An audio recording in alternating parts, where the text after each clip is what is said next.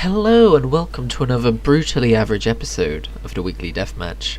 This episode's a little bit different. Firstly, I'm playing as Widowmaker, so expect subpar performance because I don't play much Widowmaker.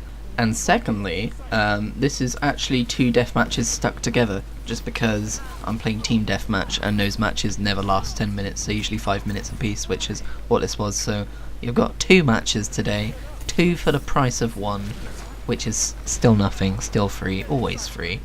But I've got a few things I want to talk about this week. First on the agenda is Super Mario Maker 2.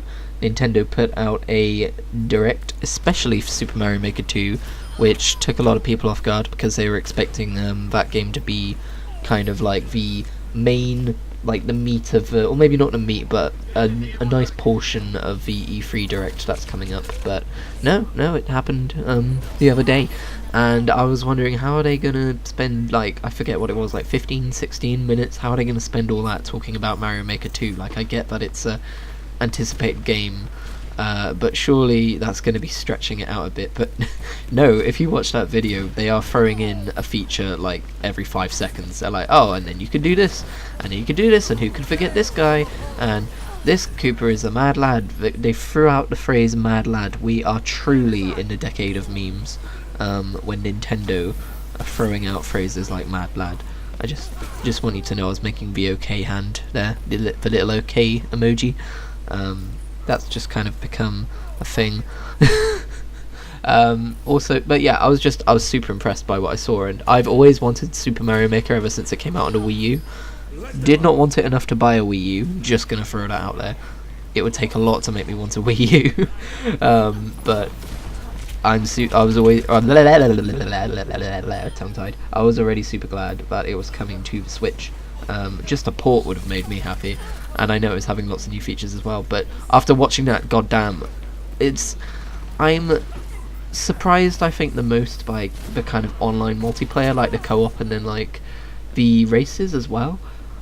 The competitive racing mode. I'm just kind of like, oh, so I feel like they're kind of trying to push it in more into kind of like an online multiplayer like service game type of mode where they're just going to kind of update it over time, because it looked like they were hinting at that with the themes. There's a section that says extra themes and the only thing in it is 3D Land. So yeah, I'm super looking forward to that. But yeah, speaking of Mario Maker, which is a video game of which I make videos about on this YouTube channel, it has been a busy week on this channel. Holy shit. I don't know why, I've just kind of gone into absurd making videos mode. And we started the week off with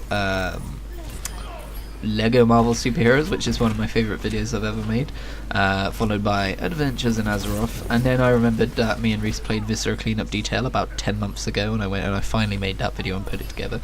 And last night I put together another Adventures in Minecraft video, so that's quite a lot for 1 week. A little bit more than normal. I've also got enough footage probably to put together another Overwatch shenanigans video, so expect volume 5 of that soon. Is it volume 5? I think it'll be volume 5. And actually, speaking of Overwatch, I was going to mention, if you saw this week's upload of a Weekly Deathmatch and went, oh, it's Overwatch again, please let me know, because this is meant to be a series where I play more than just one game every week. But lately I've kind of been on a bit of an Overwatch tear. And I guess it's just kind of like the only competitive shooter I've really been playing, and I can't really bring myself to play any other games, but I can do for the sake of the video. Like, I mean, it's not like I hate playing them. I'll enjoy them while I'm playing them, or even just like a nice little gap week with like Unreal Tournament or something. I can always rustle together one of those. So please do speak up if you are not a fan of Overwatch, or you just don't want to see too much Overwatch in a row. I'm trying to keep it mixed up with like the mystery deathmatch and the team deathmatch, and then like I'm using a different hero every week, and that was a shame. I missed that shot. I remember thinking, oof, should not have missed that shot as Widowmaker. And then we lost. Speaking of heroes, and this is my second take talking about this because holy shit, I went on 1,000 miles an hour rant that even I couldn't fucking follow, having said the rant, listening back to it. I read Invincible Iron Man in my Marvel Unlimited subscription, which I talked about the other day. Not a sponsor, just fucking love that service. I don't think I have to tell people that I'm not sponsored. I think it's probably quite obvious. But yeah, it was really cool. My only gripe with it is how it leads into Civil War 2, and I was trying to avoid cross-comic events because it's not just Iron Man that leads into Civil War 2, it's a bunch of other series and their continuities, and while it does recommend you certain issues of those other comics to go and read to kind of like brush up and like get ready for that intercomic event, it still kind of felt a little bit all over the place to me, having followed that recommended series. And I don't know, like, I loved Invincible Iron Man up until, that's a 2015 run, up until it got to the Civil War 2 stuff. And Civil War 2 by itself was an enjoyable read, but I never enjoy those things as much as just like a solo story. So speaking of which, I'm reading Ultimate Spider-Man for the third time.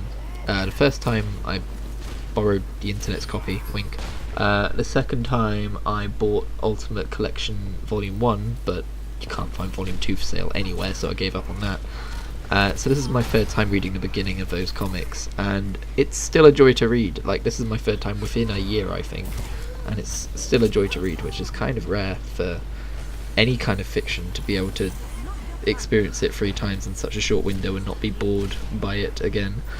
So yeah, all I can really do is recommend those comics. The Ultimate series, definitely, my idea of it anyway, seems to be that it's kind of like its own continuity, and it takes all of those years of the comics, and it kind of makes them a bit more cohesive.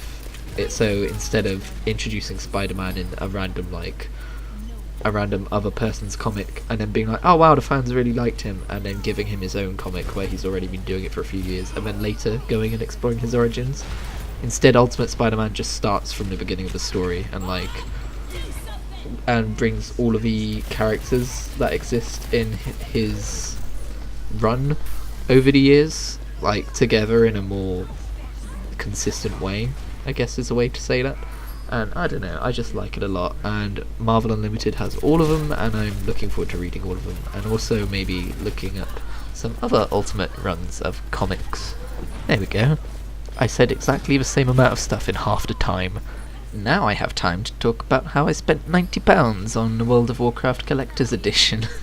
They're releasing a 15th anniversary Collector's Edition thing, and I've never bought anything like it, but it caught me. I was like, oh my god, I was reading it on my break at work, and I was just sat there thinking, holy fucking shit, that Ragnaros statue looks amazing, those mounts look amazing, the whole idea of having a collector's edition thing that celebrates the anniversary is just, it appeals to me, even though I know they're probably just making it to get more money.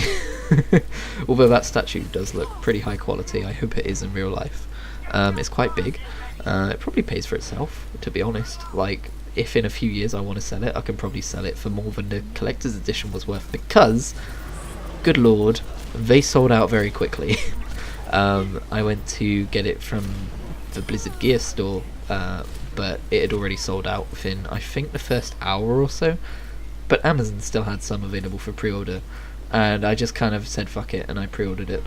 And then, from what I heard, an hour later, they were sold out on Amazon as well, and they haven't restocked anywhere or put out anything saying that they're going to restock. So I'm pretty glad that I grabbed that. One last thing I just want to say in regards to WoW Classic. It's a thing that I was excited got announced and then immediately kind of didn't care much about afterwards. But now that the beta's opened up and people are talking more about it, and I've seen some footage of it, I am extremely excited to revisit that version of Azeroth again. I don't know if I'll stick around to even hit max level, I'll try. But I am intensely curious as to what vanilla was like. I played a bit during Burning Crusade. And I kind of want to revisit that old version of the game that I remember from my childhood. It's going to be so cool. But I know the beta is not open, but you can opt into it. I'm not sure I'm going to do that. I think I want to save my experience for the full release, and this is just kind of a stance I've taken to modern expansion betas as well. I don't really want to experience an unfinished version of a game and then have to start over when the game releases, if you know what I mean. And Classic looks pretty polished already, but I don't know, I'm just going to wait, I think, and experience it along with most other people in August. And yeah, it's going to be fun. I might live stream it. I've said this before when it got announced originally. I might live stream it, or I might just make some kind of shenanigans adventure video about it. Who knows? Either way, thanks for watching.